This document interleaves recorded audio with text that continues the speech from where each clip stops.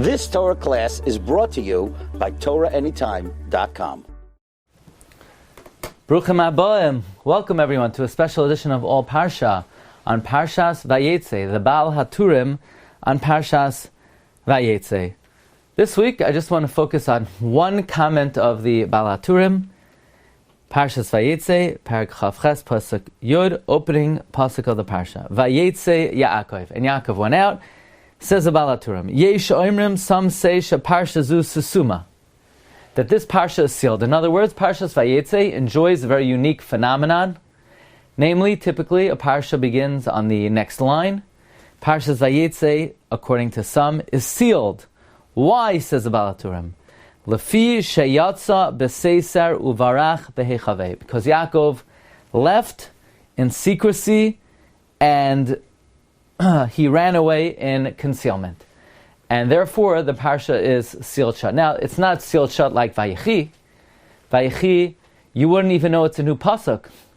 The end of Vayigash and the beginning of Vayechi, there's only one space in between the end of the last pasuk of Vayigash and the beginning of Vayechi.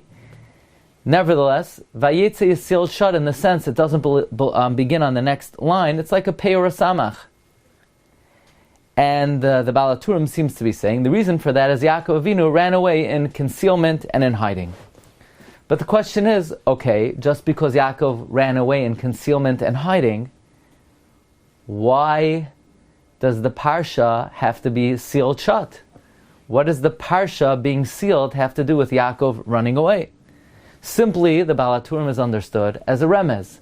Since Yaakov Avinu ran away in concealment, therefore, this is alluded to in the fact that the Parsha is sealed shut.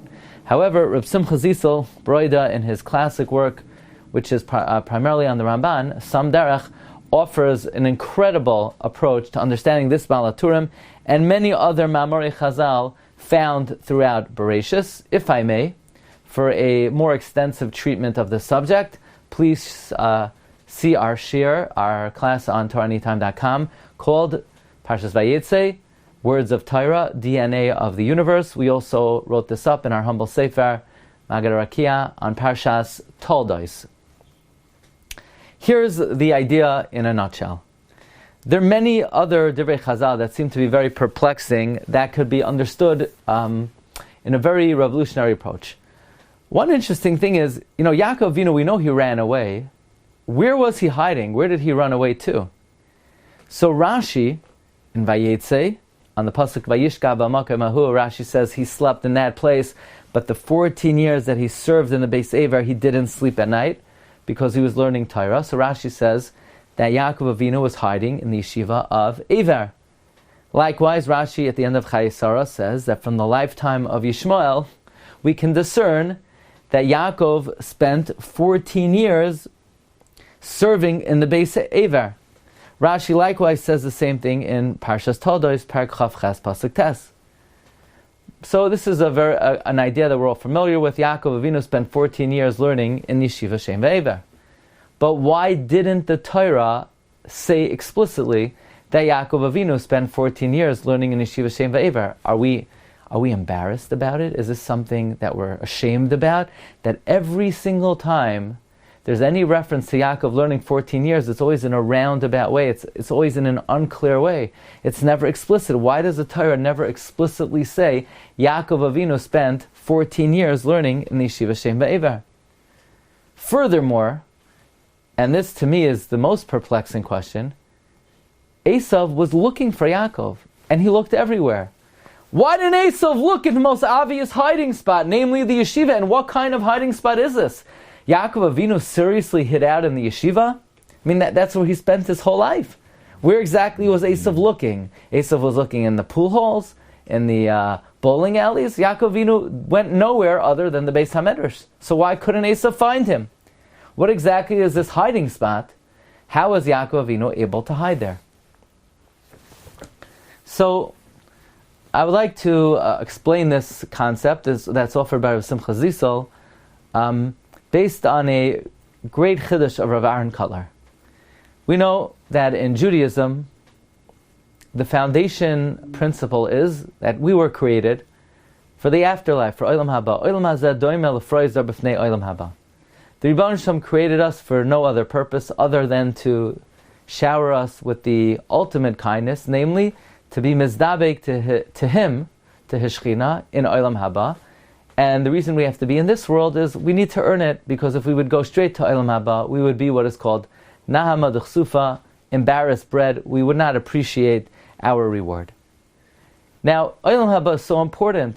So then why doesn't the Chumash talk about Olam Haba? Why is Olam Haba not mentioned anywhere explicitly in the Chumash? And this is such an important question. The Kli Yakar in Parshas B'chukaisai gives 10 answers to this question. But Rav Aaron Kotler says really an amazing approach.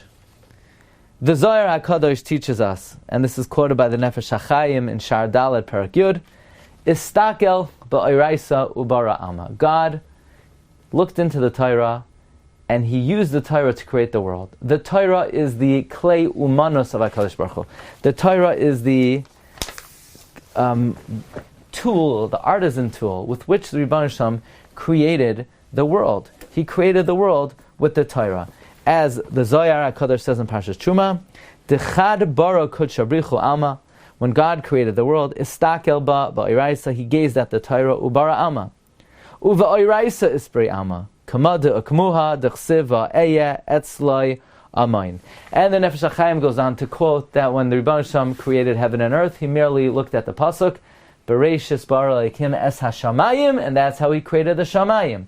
V'es ha'aretz, and that's how He created the aretz.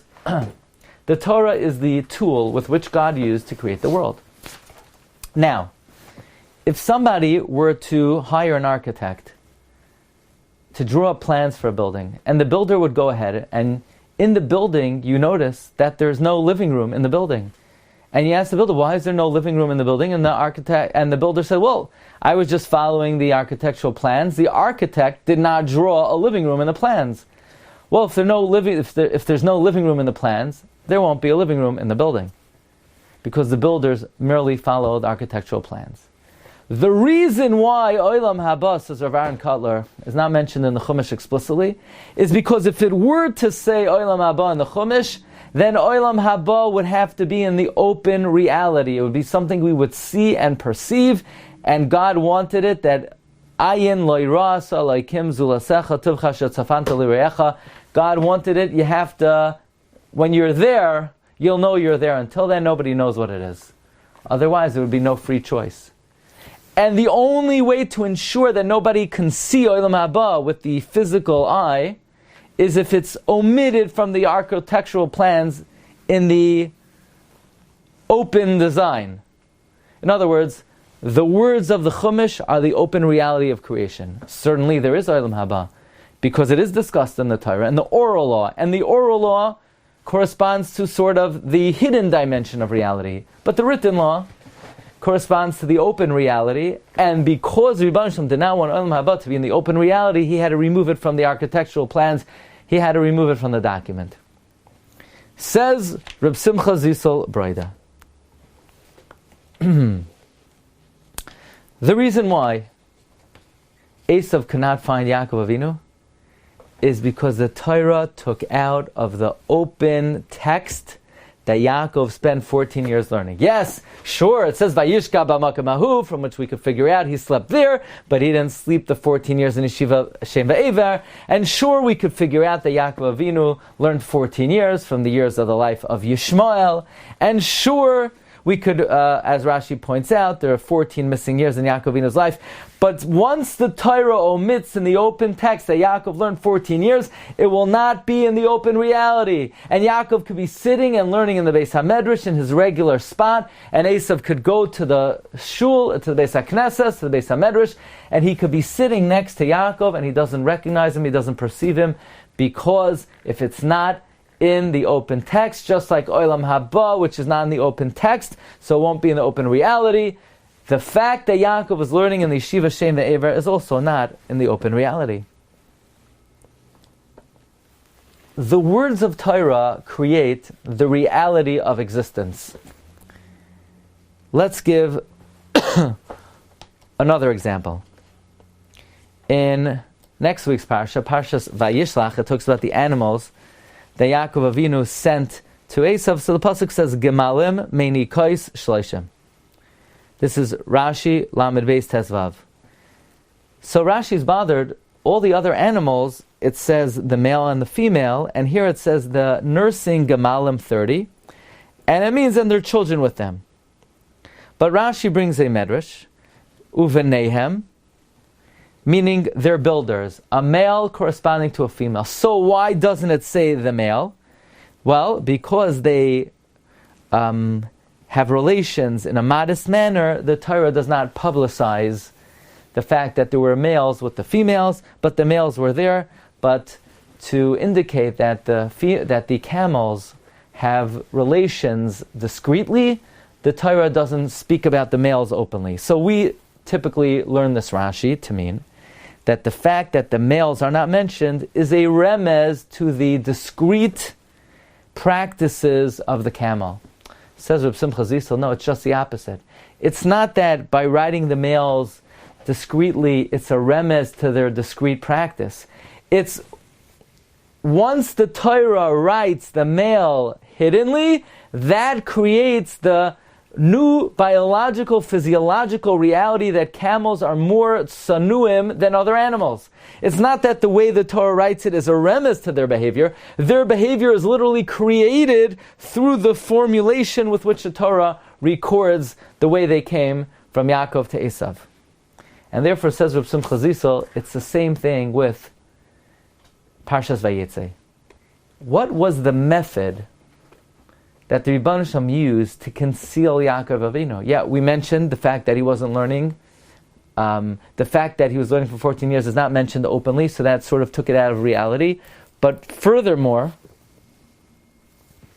by the Rebbeinu Shalom, so to speak, fusing together Parshas told us in Vayeitzey, without any opening, without any space, that created a certain concealment and cover, and it provided a hiding spot for Yaakov. How did Yaakov hide?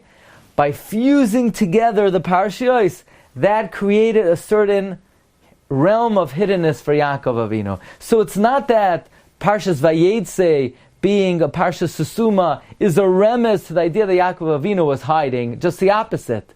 The fact that Parshas Vayeitzey is a Parsha Susuma is the method with which the Rebbeinu Shalom used to create the reality that Yaakov Avinu was hidden. And this gives us a new perspective on learning Chumash in general. We're not reading a work of ancient history. We're not reading a document that records past events. This document literally creates the reality of the history and the future of the Avos, of their children, and of Klal Yisrael for all time. The Torah is a Torah's Chaim. It's not a book of the past. It literally creates the future. So this is the deeper dimension of the opening Baal Haturim this week's Parsha. It explains why Yaakov Avinu's 14 years were not recorded explicitly. This gives us insight into why Olam Haba is not explicitly mentioned in the Chumash, and a very important insight into Rashi and Vayishlach regarding the Gemalim. And this is an idea that is applicable and manifests itself literally throughout Bereshis and throughout the whole Torah. Wishing everyone a wonderful rest of the week, and Parshas Vayeitzey, Haba Alinu L'Tova. You've just experienced another Torah class brought to you by TorahAnytime.com.